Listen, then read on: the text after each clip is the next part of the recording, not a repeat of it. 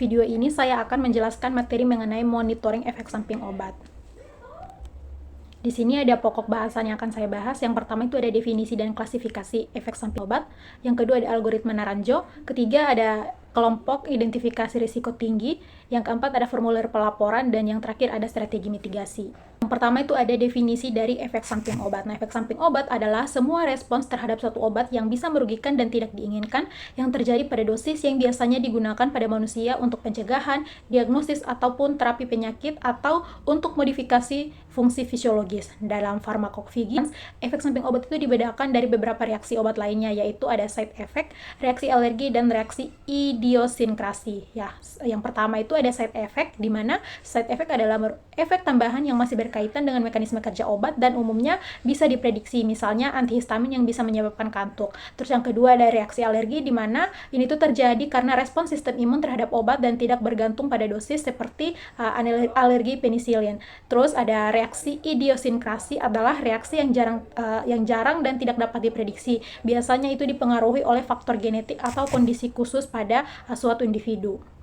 Lalu yang selanjutnya itu ada klasifikasi dari ESO atau efek samping obat, di mana di sini tuh diambil dari klasifikasi Rawlins Thomson, di mana di sini ada 6 tipe, ada tipe A, tipe B, tipe C, tipe D, tipe E, dan tipe F. Nah, untuk yang pertama itu ada tipe A, dia itu terkait dengan dosis atau augmented, di mana contoh kejadiannya itu bisa berupa perdarahan akibat warfarin dan hipoglikemik akibat insulin. Nah, itu bisa ditangani dengan penurunan dosis atau penghentian dosis. Kedua itu ada yang kedua itu ada tipe B, di mana dia ini tidak terkait dengan dosis dan juga tidak terjadi secara umum. Contoh kejadiannya itu ada reaksi imunologi atau shock anafilaktik pada penggunaan penisilin. Itu bisa ditangani dengan penghentian obat atau obatnya dihindari. Terus yang ketiga ada tipe C, di mana dia terkait dengan dosis dan terkait dengan waktu atau kronik, di mana contoh kejadiannya itu ada osteonekrosis pada pemakaian bisfosfonat, di mana penanganannya itu bisa diatasi dengan penurunan dosis atau penghentian dosis.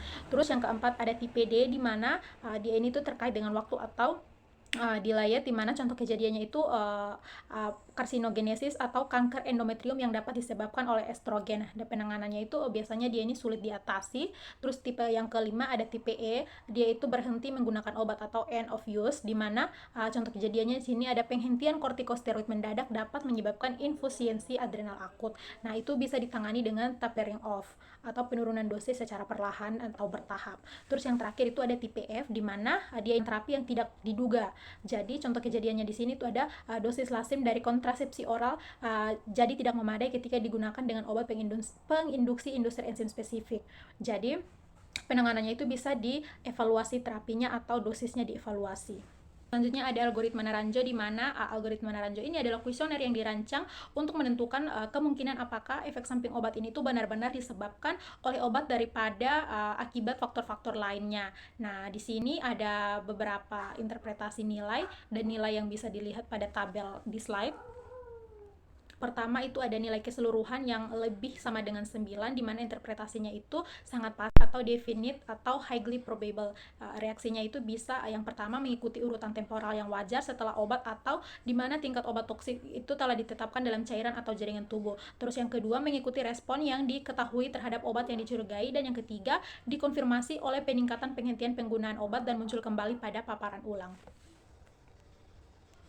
Yang kedua itu nilai keseluruhan dari 5 hingga 8, di mana interpretasi dapat terjadi atau probable, di mana reaksinya bisa yang pertama mengikuti urutan temporal yang wajar setelah obat, terus yang kedua mengikuti respon yang diketahui terhadap obat yang dicurigai, yang ketiga dikonfirmasi dengan penghentian penggunaan obat terapi tidak oleh paparan obat, dan yang terakhir itu tidak dapat dijelaskan secara wajar oleh karakteristik penyakit pasien yang diketahui. Yang ketiga itu ada nilai keseluruhan 1 hingga 4, di mana interpretasinya itu belum pasti terjadi atau possible. Reaksinya itu bisa yang pertama mengikuti urutan temporal setelah obat, terus kemungkinan mengikuti pola yang diketahui terhadap obat yang dicurigai, dan yang terakhir itu bisa dijelaskan oleh karakteristik penyakit pasien. Terus nilai yang terakhir itu ada nilai keseluruhan itu kurang dari 0, di mana interpretasinya itu diragukan atau doubtful, di mana reaksi ini itu kemungkinan terjadi terkait dari faktor-faktor selain obat. Yang selanjutnya itu ada identifikasi kelompok risiko tinggi atau high risk groups, di mana kelompok ini itu adalah kelompok yang sangat krusial dalam pelayanan kesehatan untuk mencegah terjadinya kesalahan pengobatan, efek samping yang merugikan, serta komplikasi fatal, di mana populasi ini tuh sangat perlu monitoring khusus, penyesuaian dosis, dan evaluasi secara berkala.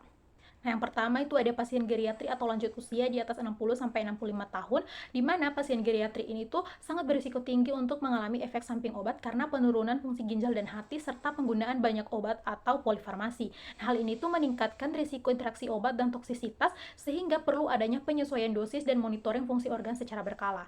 Lalu yang kedua ada pasien pediatri, yaitu anak-anak dan bayi, di mana pada pasien pediatri sistem metabolismenya itu dan enzim itu belum berkembang secara sempurna sehingga itu lebih sensitif terhadap obat. Jadi risiko overdosis dan efek toksik itu lebih tinggi, sehingga dosis harus disesuaikan dengan berat badan atau usia serta dilakukan pemantauan yang ketat.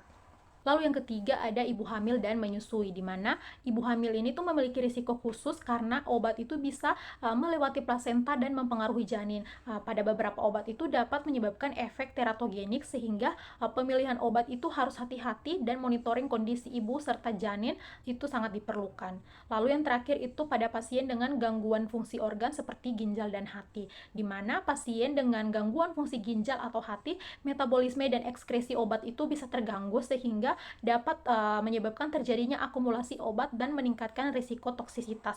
Oleh karena itu, diperlukan penyesuaian dosis dan pemantauan fungsi obat secara rutin. Lalu yang selanjutnya ada formulir pelaporan efek samping obat.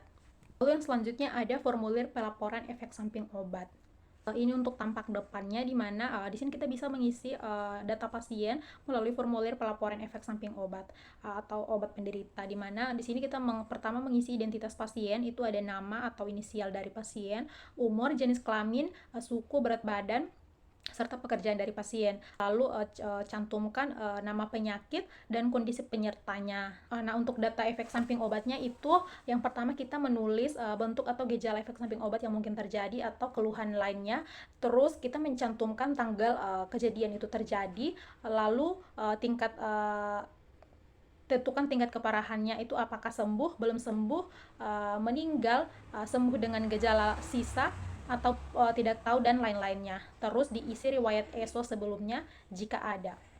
Nah, untuk data obat yang digunakan di sini kita mengisi apakah nama obatnya itu generik atau dagang, terus bentuk sediaan dan nomor batch, terus beri tanda X atau silang pada obat yang dicurigai menjadi penyebab efek samping, terus diisi cara pemberiannya, dosis atau waktu pemberian, tanggal mulanya, dan tanggal akhir, serta indikasi penggunaan obatnya. Keterangan tambahan itu dijelaskan kronologi, misalnya kecepatan timbulnya efek samping obat, reaksi setelah obat dihentikan, pengobatan yang diberikan untuk mengatasi efek samping obat, serta tanda tangan dari pelapor.